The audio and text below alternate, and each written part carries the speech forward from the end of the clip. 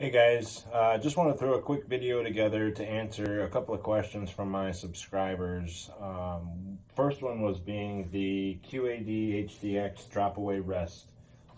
The activation cord rubbing against the riser on the Hoyt RX1s, the RX3s. I think I even had this issue on the Carbon Defiant. But how it rubs or lack thereof, it doesn't really rub, it just kind of makes contact. So I'm going to kind of show you that. The second question was from one of my very long time subscribers on how to level your sight bubble on the Spot Hogg Mobb series sights, which would include the Hoggfather, the Tommy Hogg, the Fast Eddy XL, or the Fast Eddy. And so we're going to show you how to do that. We're going to go through this relatively quick and painless. Again, I'd like to thank everybody for their questions, video requests. Each and every one of you contribute to my ventures, my dreams, and I really do appreciate it. So stand by and we're going to get set up. Alright, so on the QAD HDX Ultra rest, you can see the knot. You just tie a knot. You'll want to obviously get your rest set to where it's not putting too much tension on there, but to where it's actually in the locked position. That way, whenever the tension's let off, it does drop away. But it's just a knot, and it is literally just slid up in the V of this split cable system. You can see where that cable splits. I do have some twist in mine, and that's only because I have a damper in it. So the twist was put in after, also just to level out this split cable system at the bottom. Most rests you'd have to actually serve into this and put some serving around it, tie it just so it doesn't pull through, but it won't do that because all the tension literally pulls up on that as the cable slides down, creating this motion right here. The problem that people are coming across is, as you can see, it hits the riser. It doesn't contact the riser until it literally is in the locked position. And I'll draw the bow back just to show you that. So you're not creating a constant rub. It is hitting there, but you can kind of inspect it over time. This bow's been shot a couple hundred times already, and I literally have no wear or anything. And this is a pretty rigid riser. This is the Storm riser, and it's definitely rigid. The only way to get around that I can possibly think of is to go to a limb-driven rest, such as a Hamskea hybrid, Hunter Pro, or Target Pro, whichever your choice. But these wide rear anti-vibration systems that Hoyt's known for, that's just something that's hard to get around with a drop-away rest, unless you have a rest like a ripcord that may attach here, or an older style ripcord rather, or something that ties in a little bit further down the cable system. Unfortunately, with these, you cannot go up. It doesn't really work that way.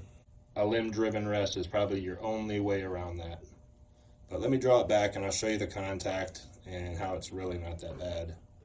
I'm gonna knock an arrow because I never draw my bow back without a release, and I never draw it back without an arrow. If I have a malfunction, if my fingers slip, any multitude of things that could happen,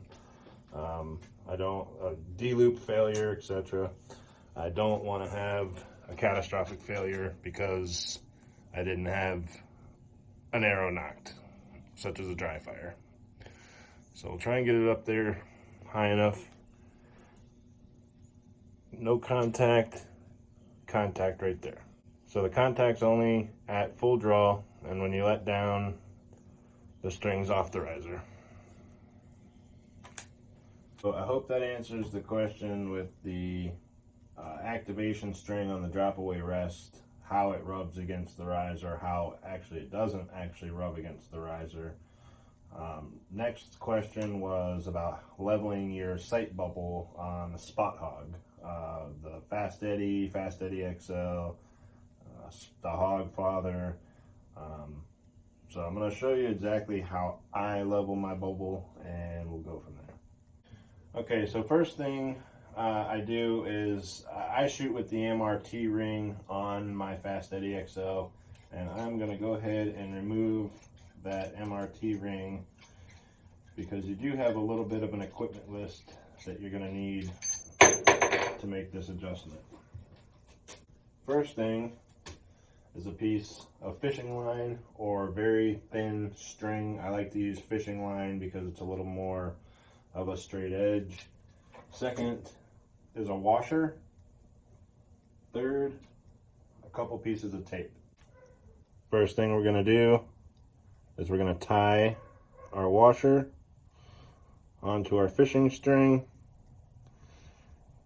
whichever knot you feel is sufficient, go for it. I am just going to go with a fisherman's knot. So the next thing we're going to do is we're going to take our straight edge and we're going to tape it directly center at the top and let it hang down, and you want it straight with your sight pin. As close to center as possible.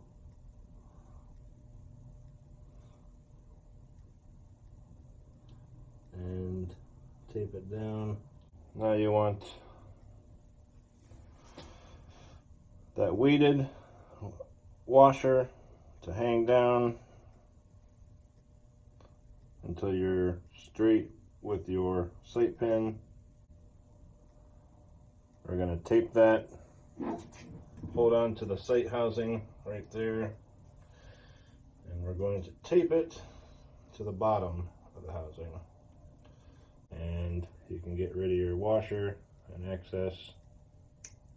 Next thing you want, and this has to be done at full draw against a plumb board or a square door jamb, or in this case I'm going to use this square beam right here. I did level it up. It is perfectly level. So I'm going to go to full draw, and I am going to set my sight bubble with that straight edge at full draw. Now keep in mind this is going to be done using the third axis, which are your two screws up front, your left adjustment and your right adjustment. You have to adjust your second axis before you can adjust your third axis. Now you might get lucky and your sight bubble might be dead on first try. Mine has actually already been done, so I'm just kind of going through the motions here to show you how to do this. So now that we have our string set on the sight, plumb with our sight pin, we're going to go to full draw. And again, I'm going to do this with a knocked arrow at full draw, and we're going to plumb our bubble and our string with that plumb board.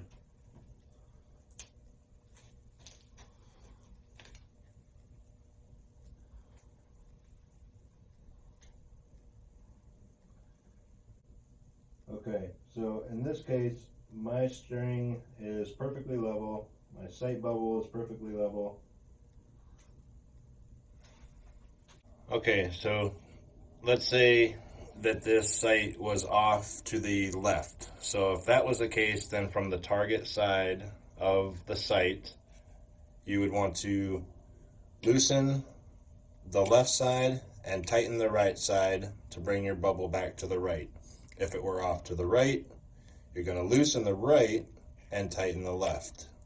Now this can be done, you might get lucky and get this done in one attempt. It's probably going to take you a few tries. When I first leveled this sight, it took me at least 4 or 5 adjustments to get it right. But you're going to want to play around with these two screws. Again, if it's off to the right, then you're going to loosen the left from the target side and tighten the right. And if it's off to the right, you're going to loosen the right and tighten the left. Opposites attract. So I hope that answers the question on the sight bubble leveling on the Spot Hogg Mobb series sights. If anybody has any further questions and a little more detail, if you want to comment below, shoot me an email address. I'll try to comment back in the comments if you shoot me an email address or a private message on our Facebook page or Instagram. I may be able to answer you in a little more detail. But yeah, my sight is perfectly plumb and level. My sight bubble is plumb and level. And again, this may take a few tries, but it's a relatively simple process. Yeah, so that's how you plumb up your sight bubble. And I hope that answers the question on the activation cable on the QAD HDX drop away rests. Have a blessed weekend.